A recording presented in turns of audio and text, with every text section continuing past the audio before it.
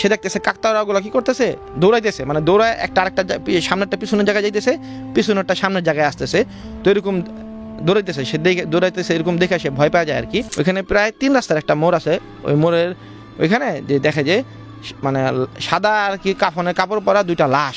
ওই 2টা লাশ কি করছে, পাশে আবার ওই জঙ্গল ছিল, জঙ্গলের ভিতরে সে লাশ 2টা ঢুকে গেছে। তখন সে আর কি দোয়া কালাম পুরা সামনের দিকে আগাইছে। সামনে তখন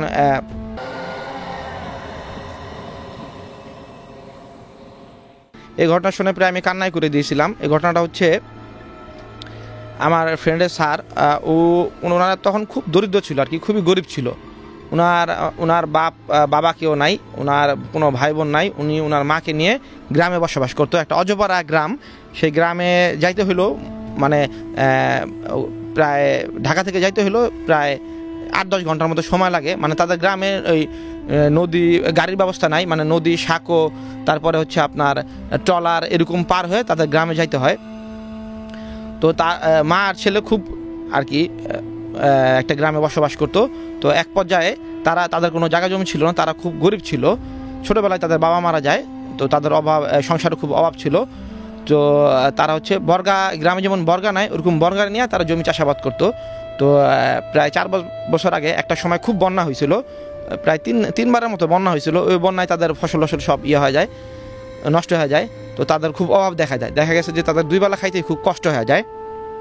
তখন হচ্ছে ওই লোকটা হচ্ছে, ওই ছেলে হচ্ছে তাদের মারে বুঝায় যে ঢাকায় চলে আসার জন্য। মারে আর কি বলে যে মা, আমি ঢাকায় একটা চাকরি নেই, আমাদের তো সংসার চলতেছে না, খুব কষ্ট হইতেছে।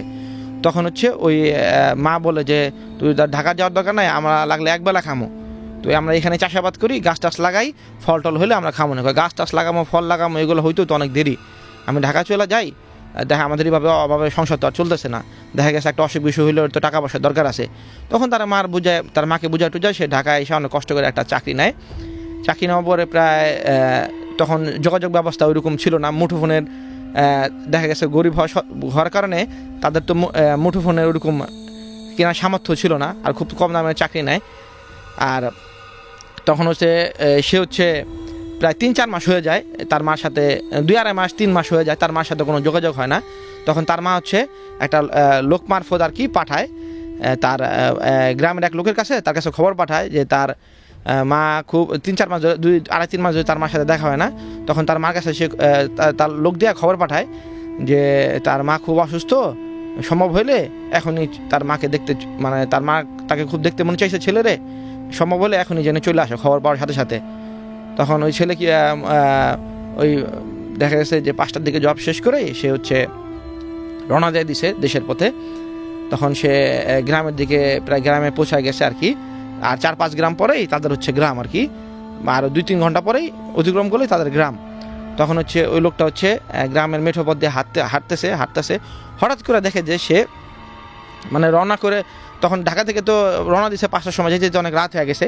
হঠাৎ করে সে দেখে যে ধানের ওইখানে যে কাকতাড়ুয়া থাকে গ্রামে, ওই কাকতাড়ুয়াগুলা কি করতেছে, 2টা কাকতাড়ুয়া 2 প্রান্তে, জমির ওই মাথায় একটা, এই মাথায় একটা। সে দেখতেছে কাকতাড়ুয়াগুলা কি করতেছে, দৌড়াইতেছে, মানে দৌড়ায় একটা আরেকটা সামনেরটা পিছনের জায়গায় যাইতেছে, পিছনেরটা সামনের জায়গায় আসতেছে। তো এরকম দৌড়াইতেছে, এরকম দেখে সে ভয় পাওয়া যায় আর কি। ভয় পাওয়ার পরে সে আর কি দোয়া টোয়া পড়া সামনের দিকে আগানোর পরে সে যখন আরেকটু সামনে আগায় দেখা গেছে আরও 10-15 মিনিট হাঁটার পরে সে দেখে যে ধান খাতের পাশ দিয়ে যে যেমন ধান কাইটা যেমন করে রাখে, যে পরের দিন সকালে নিয়ে যাবে, ধান কাইটা যেমন বাইদা করে রাখে, মুঠা বানায় রাখে।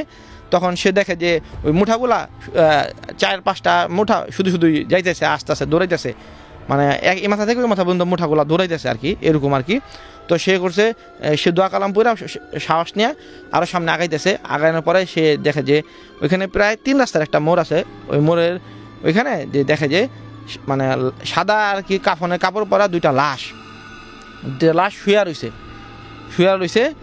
সে তখন ওইখানে যাইতে ভয় পাইতেছে। সে প্রায় 20-25 হাত ডিফারেন্স, সে এখানে দাঁড়ায় বলতেছে যে দেখেন, আমি তো আপনাদের কোনো ক্ষতি করি নাই, আমি যদি আপনাদের কোনো ক্ষতি করে না থাকি আপনারা আমাদের ছেড়ে দেন। আমার মা খুব অসুস্থ, আমার মা আমার দেখতে চাইছে, আমার মার সাথে প্রায় 3 মাস ধরে আমার দেখা হয় না। সে এরকম তাদের বলতেছে।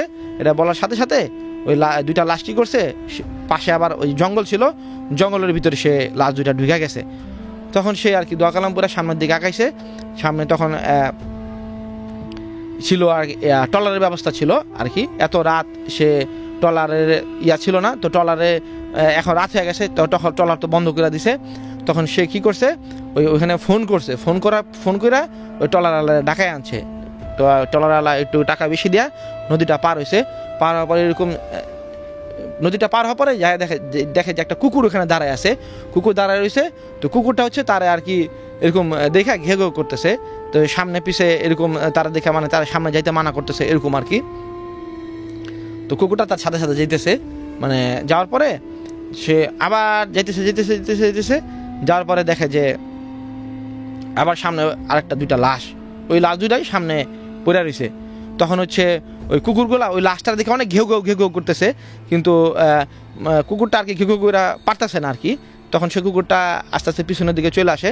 তখন সে আবার বলে, দেখেন আমার মা খুব অসুস্থ, আমার যেতে দেন, আপনারা এরকম করতেছেন কেন? আমার মা তো খুব অসুস্থ, আমার মা খুব অসুস্থ, আমার মা আমার দেখতে চাইছে। তখন ওই লাশগুলা কথা বলে যে তোর যদি ক্ষতি হইতে না চাস তাহলে আমাদের লাশগুলা তুই এখান থেকে সরাই যা। তখন সে কী করছে, সে অনেক সাহস নিয়ে সে লাশগুলা দুইটা লাশ টাইনা সরাইছে, টাইনা রাস্তা থেকে টাইনা সরাই ধান ক্ষেতের ভিতরে রাখছে। এরকম দুইটা লাশ টাইনা সরাইছে। সরানোর পরে সে ওরকম আবার কুকুরটার সাথে সে ওরকম যাইতেছে, কুকুরটা আবার তার সাথে সাথে যাইতেছে। যার পরে দেখে যে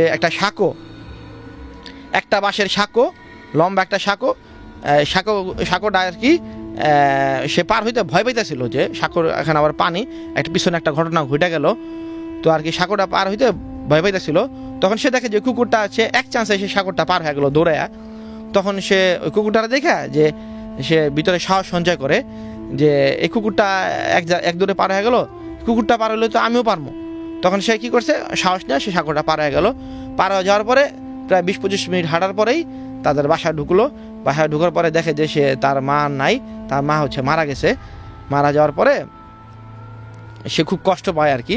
তখন সে 2-3 দিন পরে অনুধাবন করতে পারে যে কুকুরটা কিছু একটা ছিল, বা হয়তো বা কোনো একটা আত্মা ছিল, বা তার ভালো কোনো একটা জিনটিন ছিল যে তারা প্রোটেক্ট করছে। এই ছিল আমার দ্বিতীয় ঘটনা আর কি। জাগো এফএম এর অ্যাপ এখন পাওয়া যাচ্ছে অ্যাপ স্টোর এবং প্লে স্টোরে।